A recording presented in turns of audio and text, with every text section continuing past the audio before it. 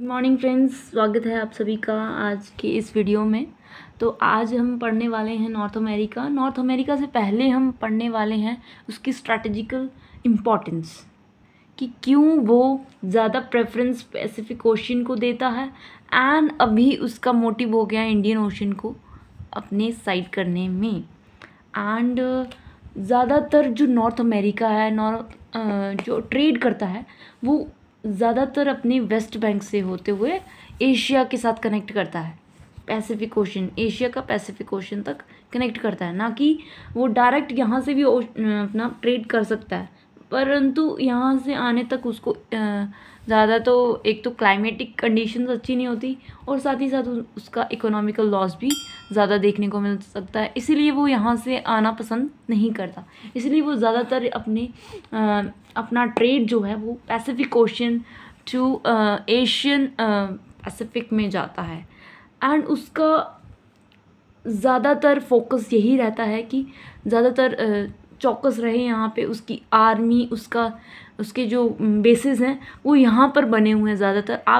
आप जानते होंगे कि जापान में ज़्यादातर आर्मी अमेरिका की यहाँ पे लगाई गई है, क्योंकि वो सुरक्षा करना चाहता है अपने पैसिफिक ओशन की एंड ऑल्सो वहाँ की जो स्ट्रैटेजिकल इम्पोर्टेंस है उसको नहीं मिटाना चाहता। इसीलिए वहाँ पर ज़्यादातर अमेरिका की बेसिस बनी हुई हैं। तो बात कर लेते हैं उसकी इंडियन पॉलिसी के बारे में। तो क्यों ज़्यादातर जो अमेरिका है वो नॉर्थ इंडिया के साथ अपने गठबंधन बनाता है, जैसे क्वाड हो गया, राइट। तो क्वाड में भी वो इंडियन ओशन की बात करता है कि इंडियन ओशन में अपना ट्रेड कैसे सुगम तरीके से हो, इसीलिए वो उसकी बात कर। पैसिफिक ओशन पे तो उसका कंट्रोल है, परंतु जो इंडियन ओशन है उस पर भी अपना कंट्रोल और अपना राजस्व क्रिएट करना चाहता है। इसीलिए वो ज़्यादातर, और उसे पता है कि इस इंडियन ओशन के आसपास में जो पावरफुल देश है वो तो इंडिया ही है, इसलिए वो इंडिया को अपने साथ लेता है। और अभी आपने सुना भी होगा कि जो इंडिया का सबसे बड़ा ट्रेडिंग पार्टनर बन के आया वो अमेरिका ही है।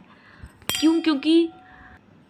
क्योंकि वो जो नॉर्थ अमेरिका की जो स्ट्रैटेजी है वो यहाँ पर भी अपने ट्रेड को सुगम तरीके से बनाना चाहता है, क्योंकि यहाँ से तो उसका ट्रेड अच्छे से नहीं होने वाला, क्योंकि यहाँ पे स्वेज कैनाल है, बहुत ही घंटों घंटों सामान रुका रहता है और उसको रास्ता चाहिए। रास्ता उसको यहीं से मिलने वाला है, यहाँ से इंडोनेशिया के होते हुए मलक्का स्टेट से।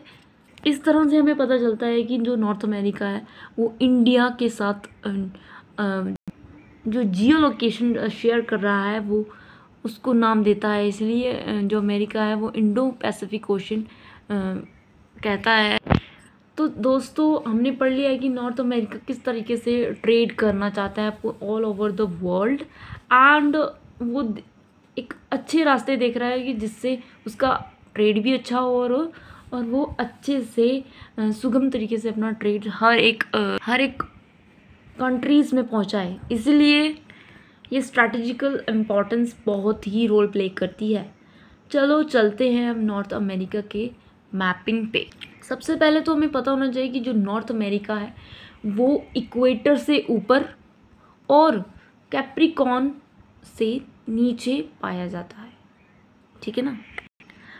आप यहाँ देख सकते हैं जो इक्वेटर है वो 0 डिग्री पे है और ट्रॉपिक ऑफ कैंसर जो है वो 23.5 डिग्री पे लाई करती है, और जो आर्कटिक सर्कल है वो 66.5 नॉर्थ पे लाई कर रही है।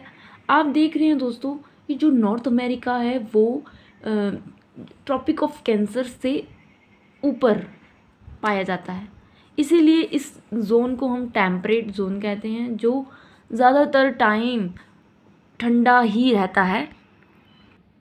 तो दोस्तों, हमें पता होना चाहिए कि जो नॉर्थ अमेरिका है वो ट्रॉपिक ऑफ कैंसर किस कंट्री से निकलती है।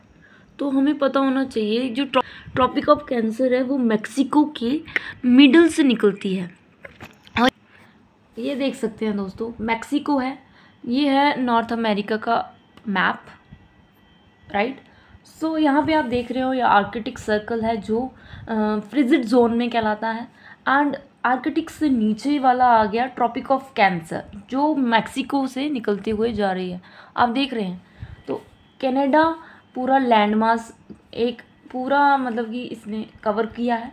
यूनाइटेड स्टेट ऑफ अमेरिका ये सेकंड कंट्री है, and also Mexico, third one is Mexico. It's all सबसे पहले हम बात कर लेते हैं नॉर्थ अमेरिका कॉन्टिनेंट की, जिसमें 23 कंट्रीज़ पाई जाती हैं। ठीक है दोस्तों, तो हमें पता होना चाहिए इसका कि जो नॉर्थ अमेरिका है उसमें 3 जो कंट्रीज़ हैं वो खुद में ही बहुत बड़ा लैंड मास क्या कहते हैं कवर कर रही हैं। जैसे कि 99% लैंड जो है वो कवर की जाती है सिर्फ ये 3 कंट्रीज से। तो आपको पता चल गया होगा कि जो ट्रॉपिक ऑफ कैंसर है वो 23 डिग्री है, वो 66 हाफ डिग्री जो है ऊपर है। तो इन दोनों के बीच में जो रीजन है वो टेम्परेट रीजन कहलाता है दोस्तों, जो लगभग टाइम में वो ठंडा ही रहता है। एंड वहाँ के लोग, अगर हम मैक्सिको के नीचे चलें तो यहाँ पे भी छोटे छोटे देश हैं जो क्या कहलाते हैं सेंट्रल अमेरिका, जस्ट एंड जो साउथ अमेरिका को नॉर्थ अमेरिका से जोड़ते हैं। इसके बारे में भी हम पढ़ लेते हैं दोस्तों। Before we learn about Central America, first we know about that Greenland, which is also the physical land of North America. But here we are watching this. This is a Denmark land. But control किसका रहता है? North America continent का, क्योंकि ये यहाँ पे ये occupied place है, जो पॉलिटिकली तो यूरोप की है but physically it counts in the north America. दोस्तों, जो मैक्सिको के नीचे जो छोटे छोटे देश आप देख रहे हैं ये सभी साउथ अमेरिका से जुड़ते हैं। और ये सभी क्या, कोई भी लैंड किसी और लैंड के साथ जुड़ती है उस रूट को हम कहते हैं इस्थमस कहलाती है वो रूट। जब 2 लैंड मासेस को जोड़ने के लिए एक बीच का साधन बनाते हैं, इस्थमस कहते हैं, उसे इस्थमस कहा जाता है दोस्तों। तो कल पढ़ेंगे हम Central America. Thank you for watching this video. Till then, bye bye.